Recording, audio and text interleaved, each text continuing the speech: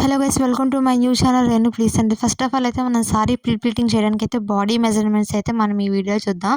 First అయితే మనం టేప్ని మన షోల్డర్ దగ్గర పెట్టుకొని మనకి ఎంత పళ్ళు హైట్ కావాలంటే అంతవరకు మనం మెజర్ చేసుకోవాలి. చాలామంది అయితే పిక్ కింద భాగం దాకా పళ్ళు హైట్ అనేది మెజర్ చేసుకుంటారు. మీకు ఎంత నచ్చితే అంత పళ్ళు హైట్ అనేది మెజర్ చేసుకోవాలి. సెకండ్ వన్ వచ్చేసి సెకండ్ మెజర్మెంట్ అనమాట.